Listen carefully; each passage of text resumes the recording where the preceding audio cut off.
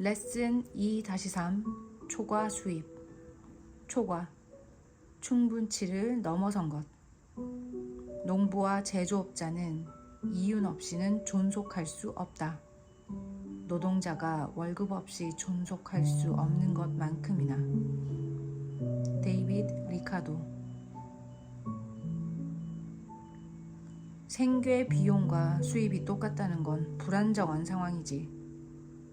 정원사는 창 너머 참새들을 바라보며 골똘히 생각했다.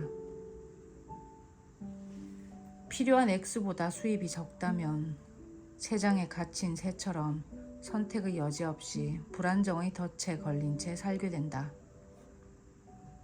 몇 분 지나지 않아 회의가 시작되었다. 2명의 손님이 정원사의 책상 건너편에 앉아 있었다. 한 사람은 여가 시간에 이웃 농장을 보수하고 있는 농장 관리인 산투스였고, 다른 한 사람은 산투스의 새로운 수습 일꾼 짐이었다. 정원사가 천천히 입을 열었다. 사업의 핵심은 수익성이라네. 내년 자네 농장의 수익성을 어떻게 확인할까? 그건 가을 작물 산출량과 관계 있지요. 가을의 수확이 1년의 수익을 결정하죠. 산투스가 열심히 대답했다.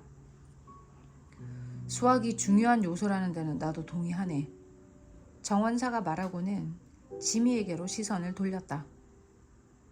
넌 이 문제에 대해 할 말이 없니? 수익은 수입과 비용에 관한 거예요.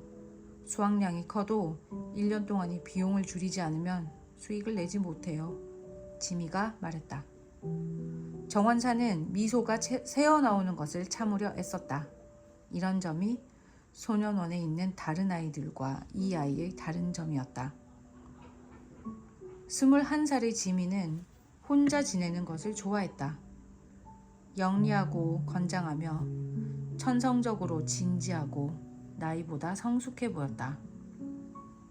그리고 문제 많은 10대 시절을 왜 소년원에서 보냈는지에 대해서는 입을 다물었다.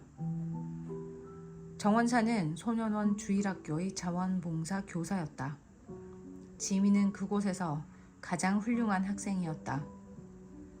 배움에 대한 열망이 있었고 습득력이 좋았다. 정원사의 인생 수업을 빠르게 흡수하고 활용할 능력을 가지고 있는 듯 보였다. 정원사는 이 야심만만한 소년이 과거에 저지른 죄를 극복하는 건 시간 문제라고 생각했다. 경험도 없는 주제에 말은 쉽구나. 산투스가 지미의 말을 끊었다. 그건 경험보다는 수학에 관한 거예요. 정원사가 산투스를 바라보며 활짝 웃었다. 자, 그럼 논의해 볼까?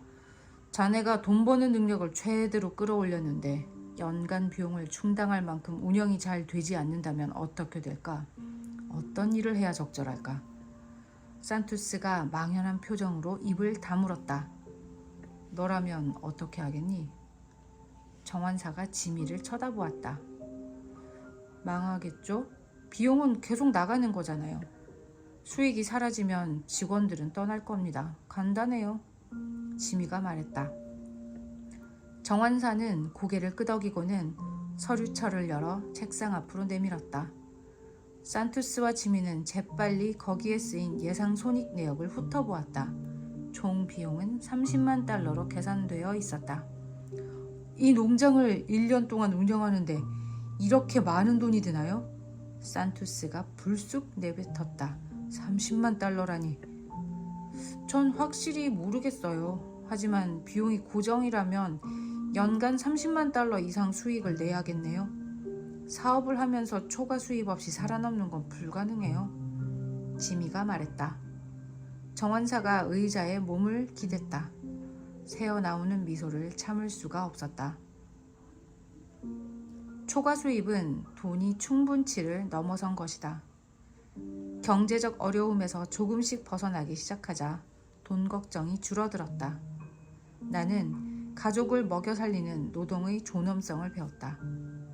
그 안에 있는 힘을 발견했다. 만 3년이 다 되어갈 무렵 나는 겨우 먹고 살만해졌음을 깨달았다.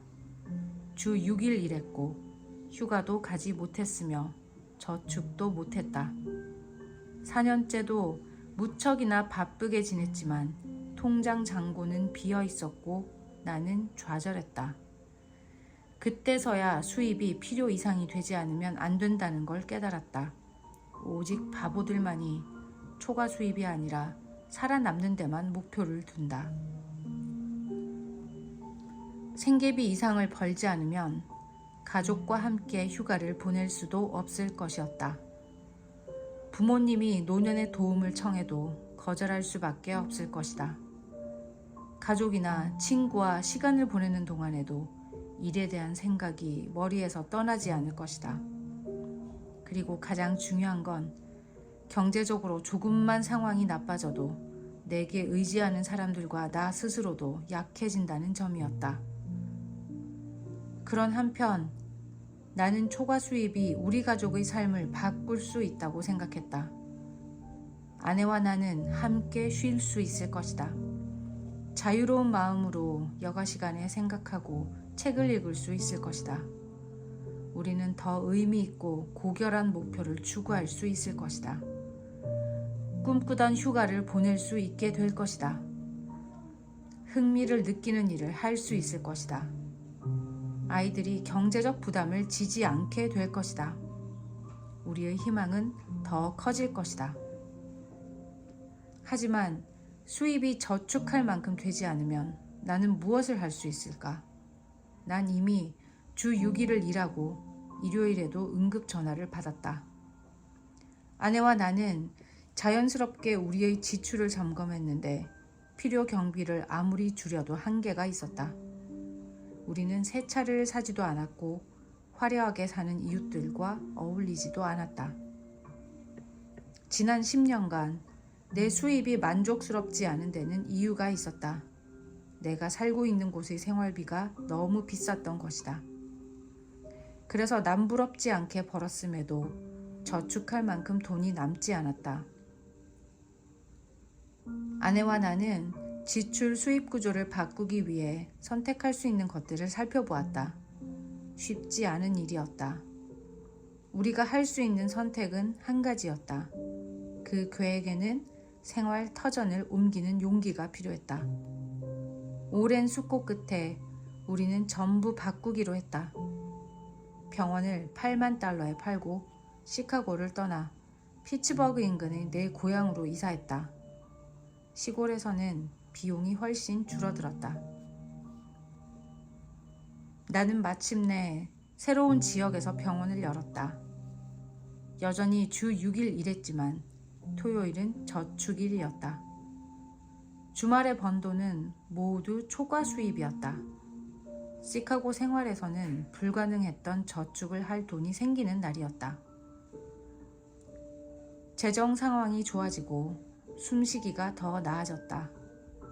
저축을 했고 임대용 아파트에 투자까지 하면서 새로운 초과 수입이 생겨났다. 얼마 지나지 않아 이는 현명한 결정으로 판명났다. 인생 수업, 초과 수입. 수입과 지출이 같다라면 위태롭다. 초과 수입을 찾는 것은 현명하고도 필요한 일이다.